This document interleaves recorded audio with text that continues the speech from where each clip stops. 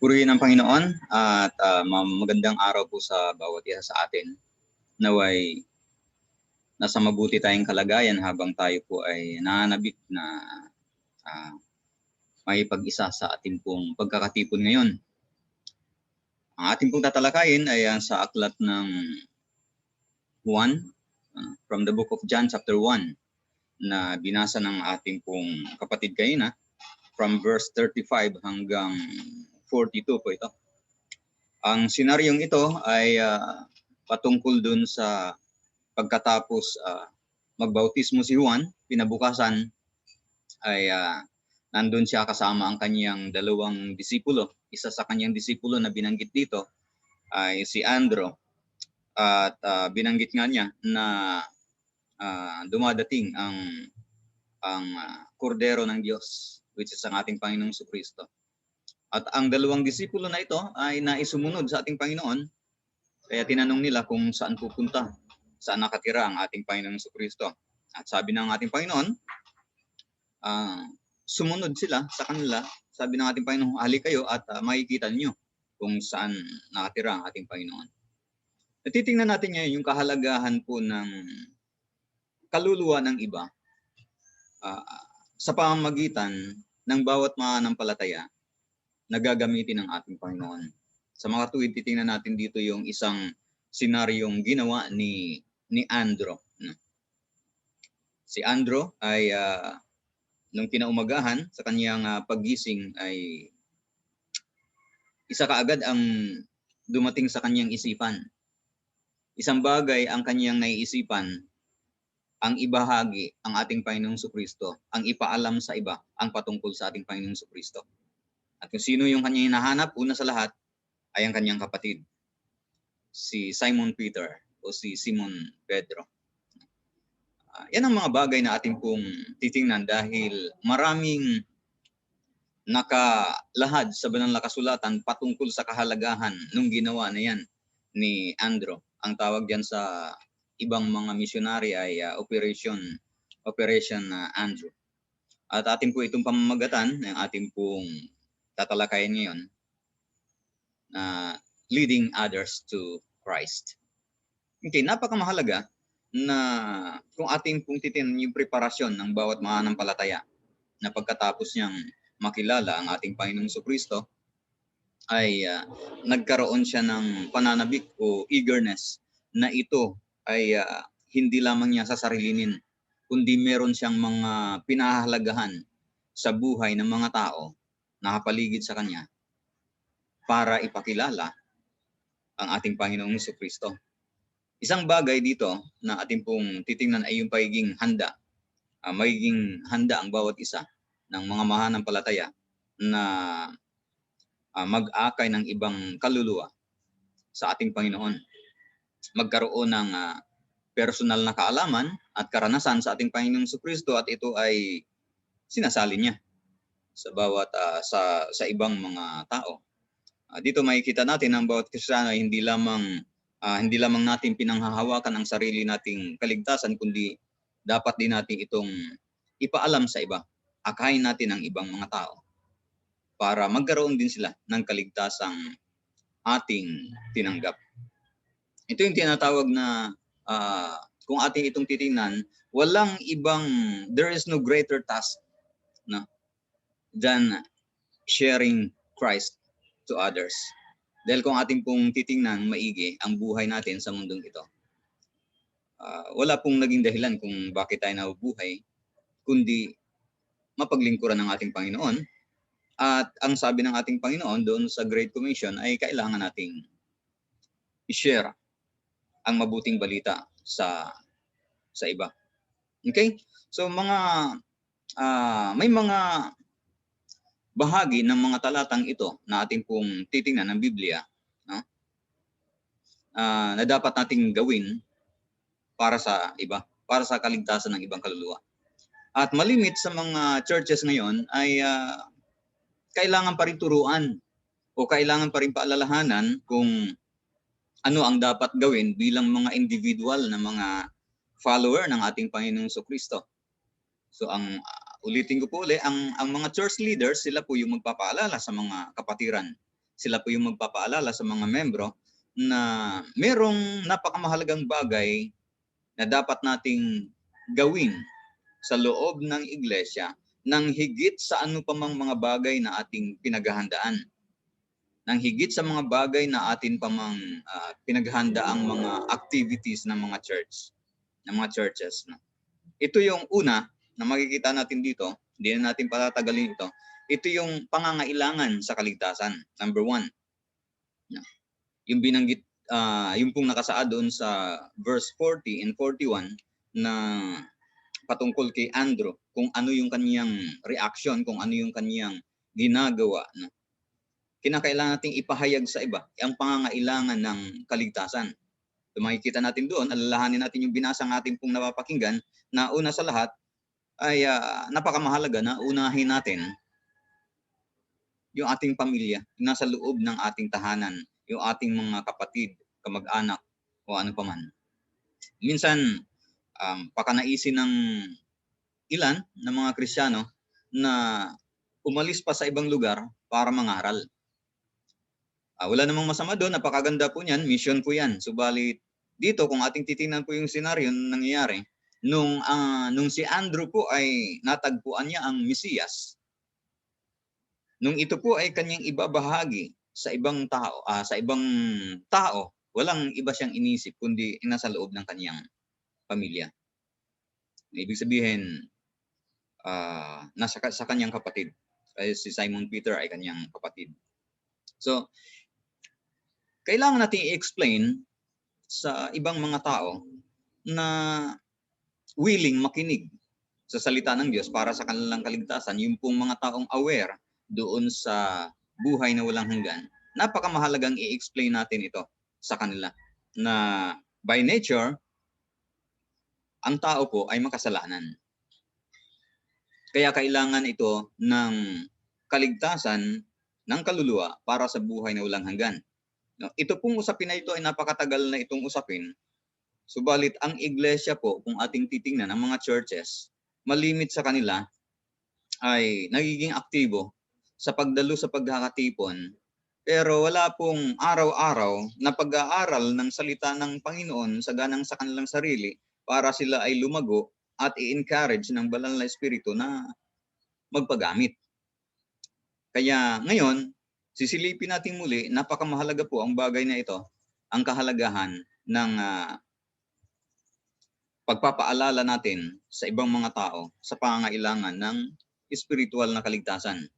Una sa lahat, magiging titingnan natin sa lumang tipan, yung pong para mapatunayan natin na yung nature po ng sangkatauhan ay makasalanan at kailangan po talaga ng manunubos o kailangan ng kaligtasan ng kanilang kaluluwa.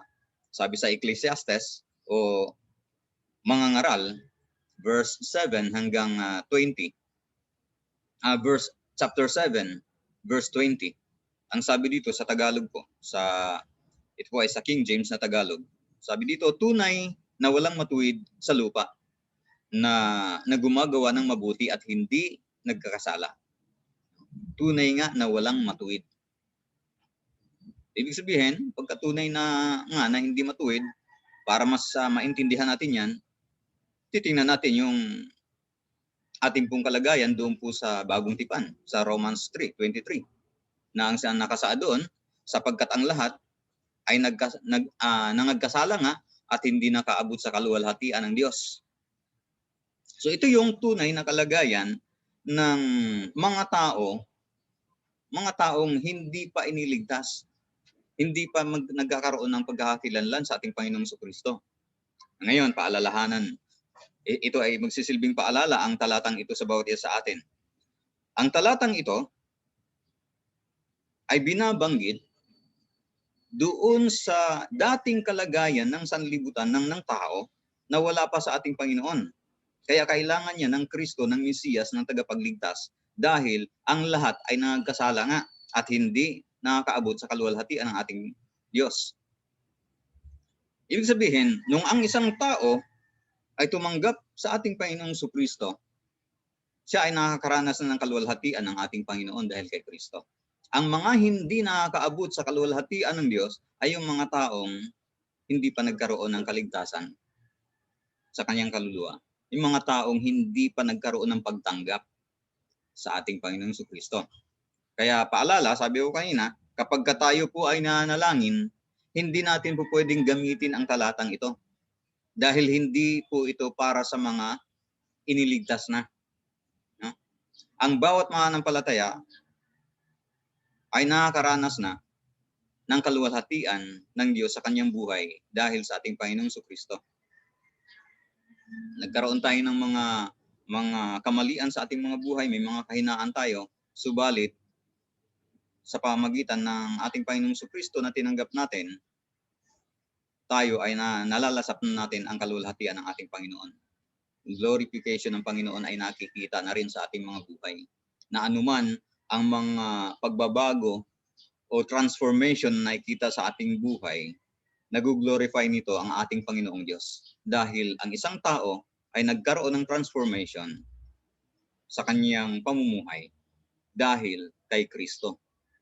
No? So napakamahalaga na ating pong malaman yan. At babalikan natin yung pong kahalagahan ng pagkakaalam ng mga tao na by nature tayo po ay makasalanan, kailangan natin ng kaligtasan. Tutungo tayo doon sa chapter 5, verse 12 ng Roma pa rin. Ang sabi doon, kaya kung paano nasa pamamagitan ng isang tao ay pumasok ang kasalanan sa sanlibutan at ang kamatayan ay sa pamamagitan ng kasalanan, at sa ganito'y ang kamatayan ay naranasan ng lahat ng mga tao sapagkat ang lahat ay nangagkasala. Okay? So makikita natin, nagkasala nga ang lahat at kailangan ng tagapagligtas. Kaya nga, maraming mga talata ng Biblia ang nagsasabi dito at ito'y napapatunayan.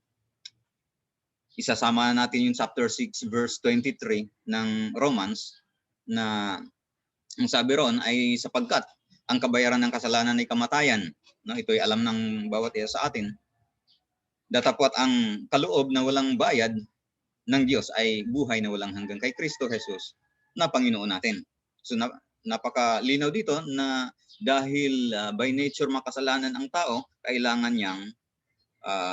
niya ng tagapagligtas, which is ang ating Panginoong Jesucristo. At tayo ngayon na mga mananampalataya na, meron na tayong pagtanggap sa ating Panginoong Jesucristo, may connectivity na tayo sa ating Diyos dahil sa ating Panginoong Jesucristo, napakainam na kung ano yung eagerness ni Andrew, ito din ay ating matutunan. Kung gaano tayo ka-confident na tayo ay niligtas ng ating Panginoong Jesucristo, dapat magiging eager din tayo na ibahagi ito sa iba. Napakamahalaga po dito. Dapat ipaalam din natin sa ibang mga tao kung mahalaga sa bawat isa sa atin ang kanilang kaluluwa. Kung napakamahalaga sa atin ang buhay na walang hanggan para sa ating sarili, ganun din sila. Nangangailangan din sila ng ganito. Ating ipaalam sa kanila sa pamamagitan ng banal na kasulatan na merong judgment ang Diyos. Kaya kailangan ng tao ng natawag na Savior o tagapagligtas. Napakamahalaga yun na ating ibahagi sa kanila. Now, tutungo tayo dun sa chapter 3, verse 18 ng John. Aklat ng Juan, chapter 3, verse 18, merong binanggit doon, ang sabi rito, ang sumampalataya sa kanya ay hindi hinahatulan. Ang hindi sumasampalataya ay hinatulan na sapagkat hindi siya sumampalataya sa pangalan ng bugtong na anak ng Diyos. So dito ating ipaalala sa ating mga kaibigan, sa ating mga kakilala, una sa lahat, sa ating pamilya, na mayroong hatol na gagawin ng ating Diyos sa sanlibutan. At ang bawat isa sa atin ay nagkasala, at ang bawat nagkasala ay nangangailangan ng tagapagligtas. Katulad nung ating naging karanasan ng mga mananampalataya. Napakamahalaga na ang bawat individual na Kristiyano ay iisipin niya kung ano ang kanya pong magiging gamit sa kaharian ng Diyos sa sanlibutan ito. base sa ating pong natutunghayan sa banal na kasulatan. So napakamahalaga na titingnan nating mabuti yung pong kahalagahan ng kaligtasan din ng iba at hindi yung sa atin lamang. So yan, nakikita natin yung una, na napakamahalaga ipahayag natin sa iba ang pangangailangan ng kaligtasan at napapatunayan natin yan sa iba't ibang talata ng Biblia na ang bawat tao ay nangangailangan talaga ng kaligtasan. At hindi nila malalaman yan kung mananahimik ang mga mananampalataya at sarilinin nila ang kanila pong kaligtasan. Ikalawang matututunan natin doon. Kaya ginawa ni Andrew iyon. Inuuna niya ang kanyang kapatid dahil alam niya na hindi natin kayang iligtas ang ating mga sarili sa saga ng ating mga sarili lamang.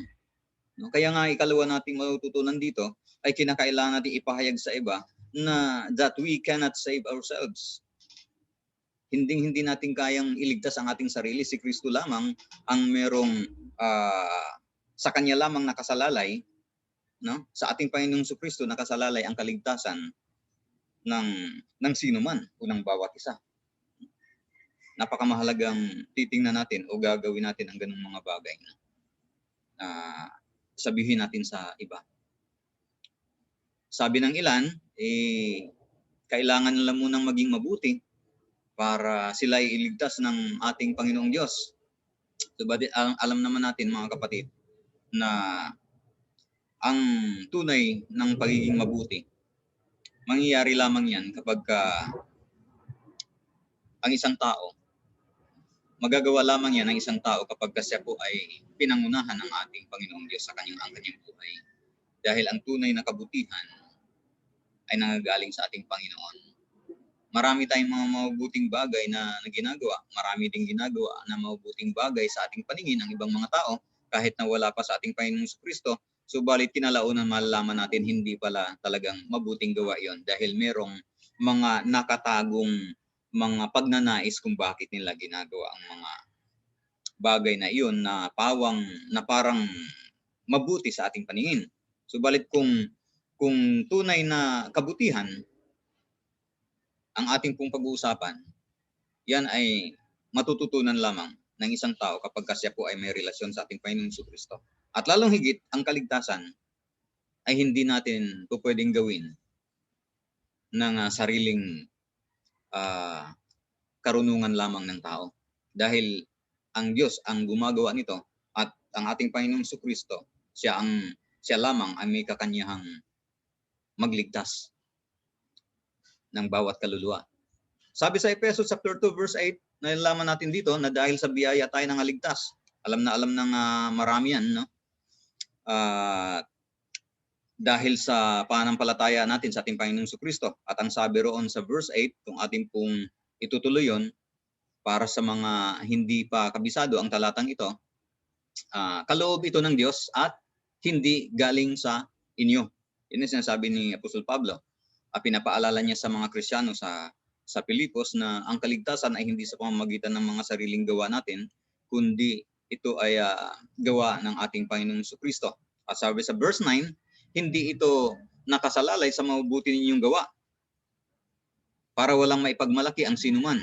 No? Nilikha tayo ng Diyos at sa pagkikipag-isa natin kay Kristo, Jesus, sabi ng talata, binigyan niya tayo ng bagong buhay para gumawa tayo ng kabutihan na noon pa'y itinalaga na ng Diyos na gawin natin. Napakaganda na malaman ng isang tao na kapag siya ay nakabit sa ating Panginoong Kristo, tsaka lamang niya magagawa ang totoong kabutihan. At ang kaligtasan ay hindi natin kagagawan yon. Yan ay kagagawan ng ating Panginoong Kristo dahil sa ating pananampalataya sa Kanya. At kung ating pong bubuksan ang aklat ng Titus o Tito chapter 3 verse 5 to 7, pinapaalala doon ng talata na iniligtas tayo ng ating Panginoon hindi dahil sa ating mabubuting gawa. Sabi ng talata verse 5 in 6, Sabi doon, hindi dahil sa kanyang awa. Iniligtas niya tayo sa pamamagitan ng banal na Espiritu na naghuhugas sa atin at nagbigay ng bagong buhay. Masaganang ibinigay sa atin ng Diyos ang banal na Espiritu sa pamamagitan ni Jesucristo na ating tagapagligtas upang sa kanyang biyaya'y maituring tayong matuwid. At makamtan natin ang buhay na walang hanggan na ating inaasahan. Yung katuwiran, mga kapatid, o ang pagiging matuwid, ang pagiging mabuti, mangyayari lamang yan sa tao kapag siya ay merong pong kaugnayan sa ating Panginoon. Merong pagtanggap, merong pagpapasailalim, merong pagpapasakop, merong pagpapagamit. Makikita natin, hindi natin kayang iligtas ang ating mga sarili. So alam naman ng mga maraming Kristiyano yan. No, kung alam natin ang mga bagay na yan, mahalagang malaman din ng iba. At yan ang ginawa ni Andrew. Di ba? Kailangan natin i-explain na ang ating Panginoong Jesucristo ay namatay sa krus ng Kalbaryo para sa kasalanan ng marami. At siya ay nabuhay na maguli para iligtas ang buong sanlibutan. Napakagandang balita yan para sa ating kapaligiran, mga kapatid, na dapat nating tingnang mabuti ano ba ang ating mga gagawa sa mundong ito habang tayo ay nabubuhay. Napakamahalaga na mag-akay tayo ng kaluluwa. At diyan din nagsisimula ang paglago ng iglesia. Maraming mga churches na nagnanais na mapalago ang church na kanilang kinabibilangan, subalit hindi nangyayari. So may kulang. Marahil hindi naalala ng bawat individual na Kristiyano ang kanila pong dapat na gawin. At kuminsan, hindi naiingatan ang mga sariling relasyon sa ating Panginoong Jesucristo, kaya hindi nagagamit ng maayos o hindi nagagamit ng maigi sa iglesia na kanila pong kinabibilangan. So napakamahalaga pong makita natin ang mga ganyan pong mga bagay. So kailangan natin ipaliwanag sa iba na ang ating Panginoong Jesucristo ay namatay sa krus para sa ating mga kasalanan. Ang dahilan upang iligtas ang buong sanlibutan.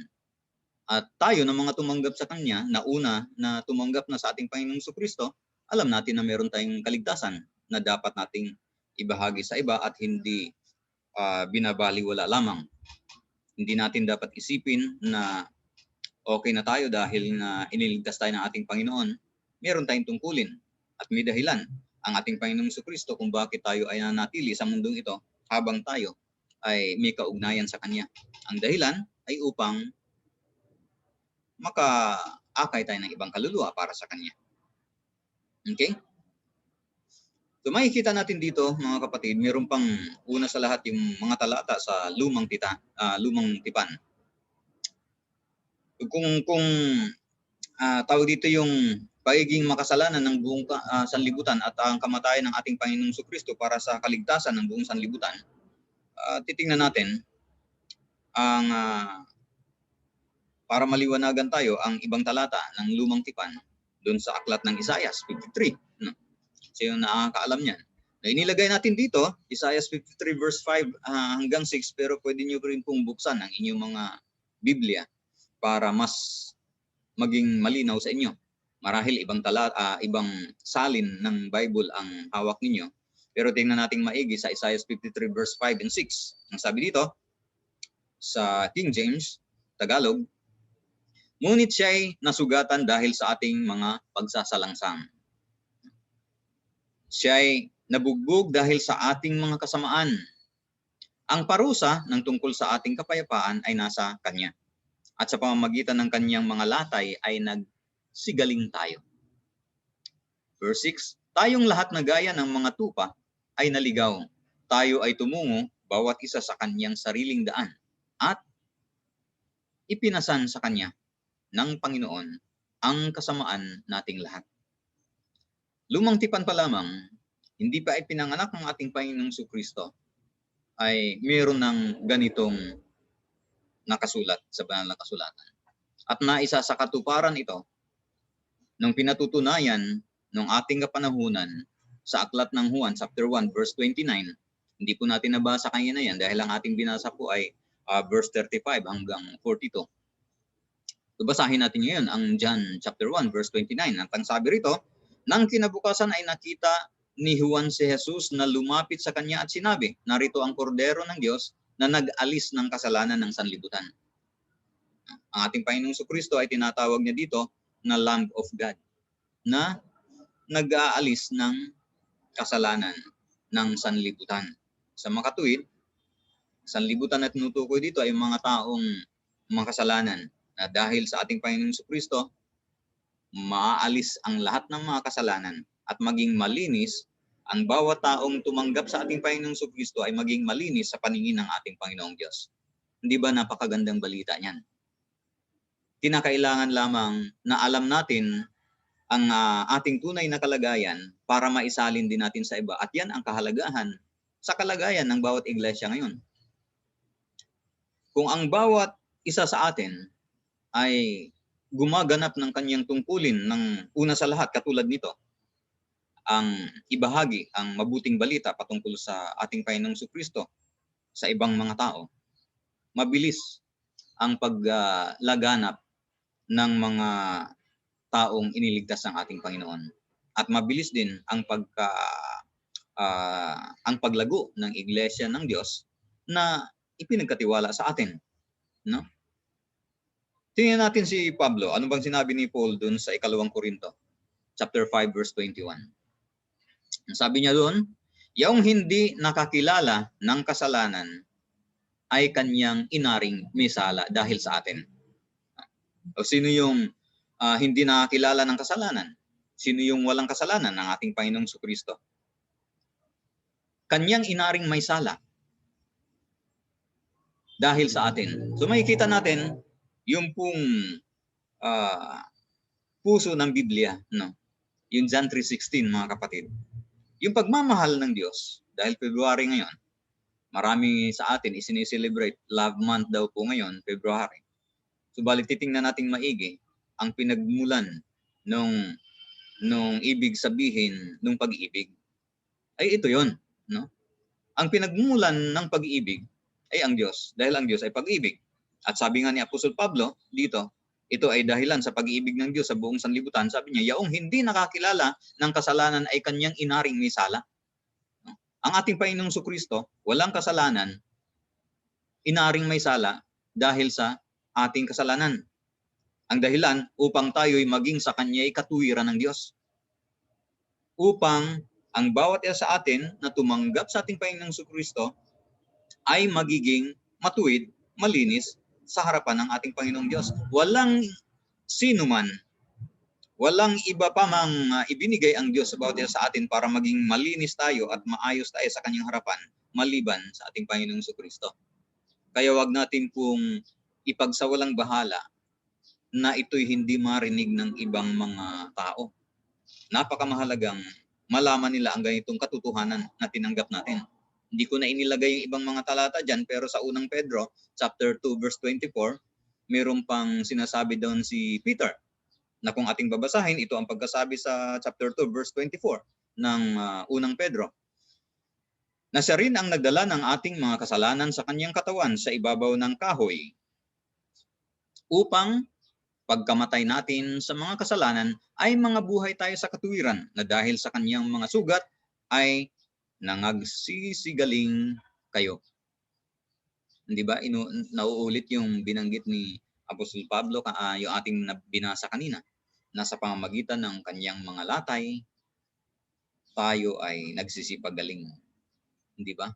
Dahil sa ating mga kasalanan, mayroong Kristong namatay, at ito ay para sa ating kaligtasan na dapat ding malaman ng ibang mga tao. At sino ang gagamitin ito? Tayo na mga disipulo ng ating Panginoong Jesucristo, katulad kay Andrew. Di ba? Nakikita natin? So, ang kapamaraanan ng kaligtasan ay kapag ang isang tao ay sasampalataya sa ating Panginoong Jesucristo. Malinaw po yan. Di ba? John 3:36. Ang sumasampalataya sa anak ay may buhay na walang hanggan. Yan ang ating pinaniniwalaan, yan ang ating pinanghahawakan. At sabi diyan, ngunit ang hindi tumalima sa anak, which is ang ating Panginoong Jesucristo, ay hindi makakakita ng buhay, kundi ang puot ng Diyos ay sumagana sa kanya.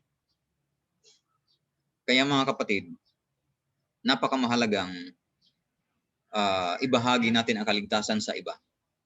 Nang sa gayon ay makaranas din sila nung pag-ibig ng Diyos na sumagana sa buhay ng mga mananampalataya. Napakalaking gawain po ito. Kaya kailangan natin na i-conduct natin ito individually, mga kapatid, ang pag-share ng gospel. Okay? So napakamahalaga niyan. Marami pang mga talata dito sa Aklat ng Juan, chapter 6, verse 37. Ang sabi ay, ang lahat ay nang ibinigay sa akin ng Ama. No? Sabi ito ng ating Panginoong Jesucristo, ang lahat ng ibinigay sa akin ng Ama ay magsisilapit sa akin. At ang lumalapit sa akin sa anumang paraan ay hindi ko itataboy. Makita natin, nariyan lang ang mga kamay ng ating Panginoong Jesucristo, naghihintay lang kung sinong lumapit sa Kanya. Yung ibang mga tao hindi makakalapit sa ating Panginoong Jesucristo dahil hindi sila nakapakinig ng mabuting balita. Tayo po ay merong responsibilidad sa gayong mga bagay. Dahil una sa lahat, pinahahaba ng Diyos ang buhay natin sa sanlibutan ito bilang tagasunod niya para sa kaluluwa ng iba. Na makilala din nila at makaranas din sila ng kaligtasan. Katulad natin. Sa pahayag o Revelation chapter 3 verse 20, ang sabi doon, narito ako'y nakatayo sa pintuan at tumutuktok. Kung ang sino man ay duminig ng aking tinig at magbukas ng pinto, ako'y papasok sa kanya at hahapong kasalo niya at siya ay kasalo ko. Di ba napakagandang tingnan na ang Diyos, ang ating Panginoong Diyos ay hinihintay lamang ang paglapit ng sangkatauhan sa Kanya. Subalit mga kapatid, tayo bilang mananampalataya, wala naman pong ibang gagamitin ng ating Panginoon kundi tayo. Kaya napakamahalagang tingnan natin ang mga bagay na ito. May pangako ang ating Panginoon. Sasamahan niya ang sinumang lalapit sa Kanya. Napakagandang kalagayan ng buhay na ikaw ay namumuhay sa mundong ito kasama ang Panginoon. Pakatandaan lamang natin yung kahalagahan ng pagsampalataya sa ating Panginoong Jesucristo. Napakamahalaga na atin itong ipahayag, no? Kung tayo ay tumanggap sa ating Panginoong Jesucristo, ibig sabihin ang lahat ng mga Kristiyano, ang lahat ng mga mananampalataya dapat ipinapahayag niya ang Panginoong Jesucristo sa kanyang sarili. Merong kapahayagan sa kanyang sarili, merong revelation ng pagkilos ng Diyos sa kanyang buhay. Pino-confess niya ito sa ating Panginoon na siya ay tagasunod ng ating Panginoong Jesucristo at mag-witness sa ibang mga tao patungkol sa ating Panginoong Jesucristo. Matthew chapter 10 verse 32 hanggang 33, yung dalawang talatang ito na ang nakasaad ay sabi rito, kaya't ang bawat kumikilala sa akin sa harap ng mga tao ay kikilalanin ko naman siya sa harap ng aking Ama na nasa langit. So, napakamahalaga ng pagkakakilala natin sa ating Panginoon. Napakamahalagang kilalanin natin o ang ibig sabihin ng kilalanin dito ay yung salitang ating tinanggap sa ating Panginoong Jesucristo, pinangahawakan natin at yan ang nagiging batayan ng ating pamumuhay. Sabi ng ating Panginoong Jesucristo, ang bawat kumikilala sa Kanya sa harap ng tao, ibig sabihin, hindi natin dinideny. Minsan ang pananahimik ng isang Kristiyano sa kanyang pananampalataya ay parang simpleng pag-deny ng kanyang Christianity. Kinakailangan ipahayag natin sa tao ang ating pagkakakilanlan sa ating Panginoong Jesucristo at ang sabi ng ating Panginoon, kikilalanin ko naman siya sa harap ng aking Amang nasa langit. Subalit, sabi dito, datapwat, sino mang sa akin nagkaila sa harap ng mga tao, no, yung mga Kristiyanong nananahimik sa kanilang pananampalataya, hindi binabanggit sa iba, ang sabi ng ating Panginoon, ay ikakaila ko naman sila sa harap ng aking Ama na nasa langit. So makikita natin yung kahalagahan ng pagsalin ng ating pananampalataya sa iba. At makikita din natin yung kahalagahan ng kaluluwa ng iba sa harapan ng ating Panginoong Diyos. Di ba? Balikan natin si Andrew. Talagang pagkagising niya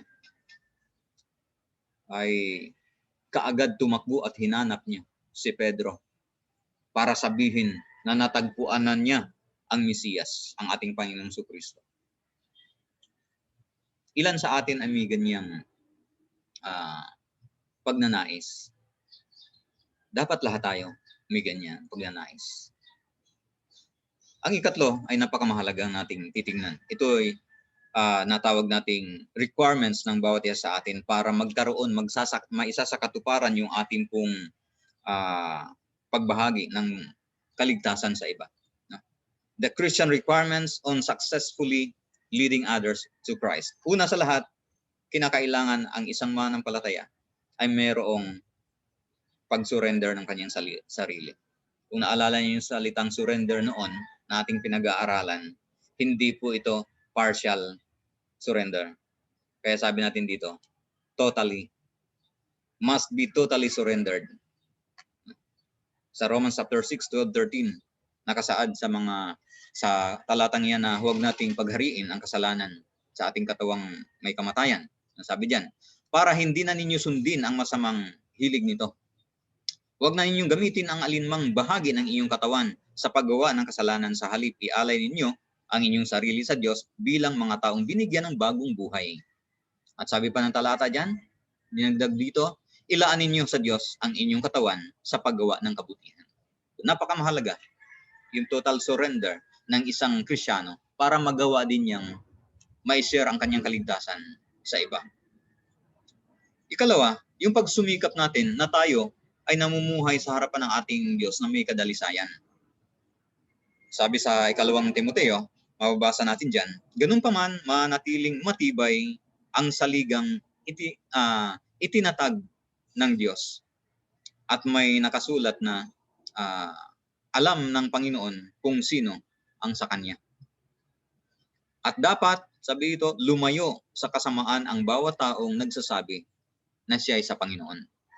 Diba? Napakamahalaga dito na namumuhay tayo ng malinis, dalisay sa harapan ng ating Diyos.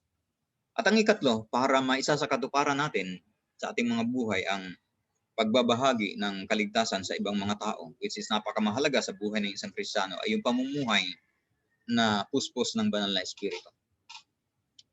Alam niyo, kung minsan pwede nating pag-aralan na series itong Total Surrender, Be Purified, and Live a Spirit-Filled Life. Balit ngayon, sasummarize muna natin itong napakamahalagang mga bagay na ito, na tayo ay mamuhay ng puspos ng banal na Espiritu at atin niya matagpuan sa aklat ng Efesos chapter 5 verse 18. Huwag kayong magsipaglasing ng alak na kinaroroonan ng kaguluhan, kundi kayo'y mga puspos ng Espiritu. Napakamahalaga na ang bawat isa sa atin ay pinapangunahan ng banal na Espiritu sa ating mga buhay. No? Punong-puno tayo ng karunungan ng gagaling sa ating Panginoon. Napakamahalaga niyan. Sa kalagayang ating kinaharap sa sanlibutan ito, napakaraming paghihirap. Kung hindi tayo puspos ng banal na Espiritu, magiging malungkot ang buhay natin. Hanggang sa baka mapahamak pa ang buhay ng mga taong hindi naging puspos ng banal na Espiritu. Maging malungkot ang buhay ng isang Kristiyano kapag hindi niya hahayaang siya po ay puspusin ng banal na Espiritu sa kanyang buhay. Yan ay kasama po yan sa dalawang bagay na pagkaroon ng ating pag-surrender sa Diyos. No? At pagsumikap na mamuhay tayo ayon sa salita ng ating Panginoong Diyos para tayo ay magiging dalisay sa kanyang harapan. Merong ilang mga tao o Kristiyano sa ating kapanahunan ngayon na nahihirapan sila kung paano magbahagi ng kaligtasan para sa iba. Alam niyo mga kapatid, ano ba ang ginawa ni Andrew? Ano ba ang ginawa ni Andrew? Hinanap lang naman niya ang kanyang kapatid nung natagpuan niya ang Mesiyas. Hinanap niya ang kanyang kapatid at dinala niya sa ating Panginoon. At marahil ang sunod na senaryo doon, ang Panginoong Diyos ang siyang magpapaliwanag at magtuturo kay Peter.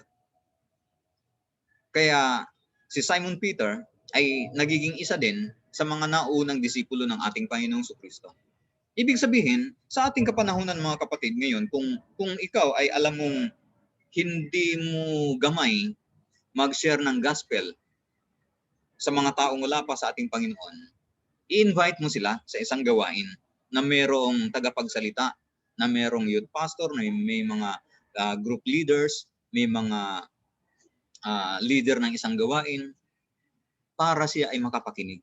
Yun lang naman ang ginawa ni Andrew. Ang ating Panginoong Jesucristo ang nagpapaliwanag o nagtuturo kay Pedro nung time na yon sa Biblia.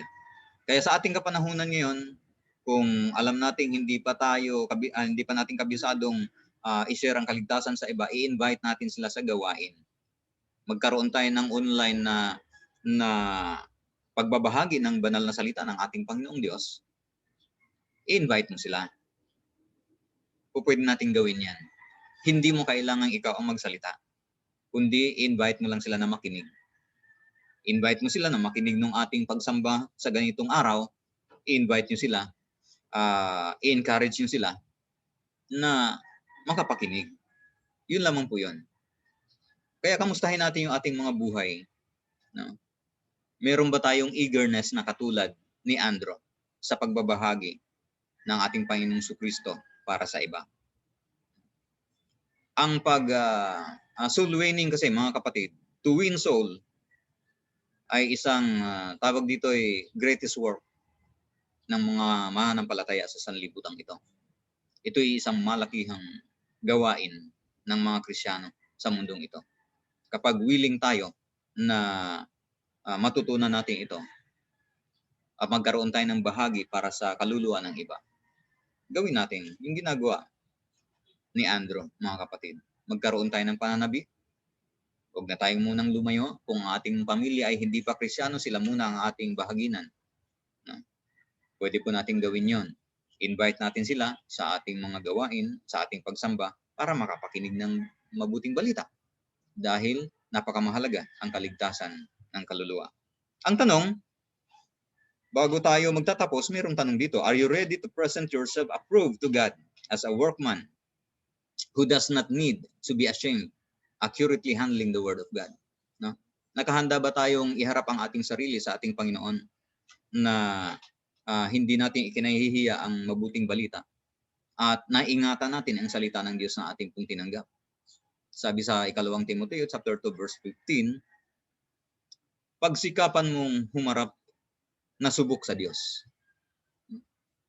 Sabi ni Paul yan kay Timoteo. Manggagawang walang anumang ikahihiya na gumagamit na matuwid ng salita ng katotohanan. Pag-aralan natin ang salita ng Diyos para ito ay magsisilbing armas natin na gagamitin natin. Alam natin ang katotohanan ay nakasalalay sa salita ng ating Panginoong Diyos. Ang dapat lamang natin gawin para sa buhay nating ito at para po sa ating pinag-aaralan ito, mga kapatid, pinakailangan natin ihanda ang ating sarili na magsalita para sa iba. Be ready to speak up and tell anyone who asks why you're living the way you are. Yun lamang po yun. Ihanda natin yung ating mga sarili. At sabi pa diyan, ikalawa, keep a clear conscience before God. Totoo po yan. Bakit? Dahil kung meron mang ibang mga tao na tayo ay batuhin ng putik, mga kapatid, matitiyak natin na yung putik na kanilang ibinabato ay hindi dumidikit sa atin. Dahil malinis ang ating mga sarili sa harapan ng ating Panginoon. Alam natin ang ating kalagayan. No? Kung kaligtasan ang pag-uusapan, sabi niyan, as far as salvation is concerned, pakanaisin nating maging blessing tayo sa ibang mga tao para sa kanilang kaligtasan. Okay, maraming salamat po. Luwalhati sa ating Diyos, purihin ang Panginoon. God bless His church.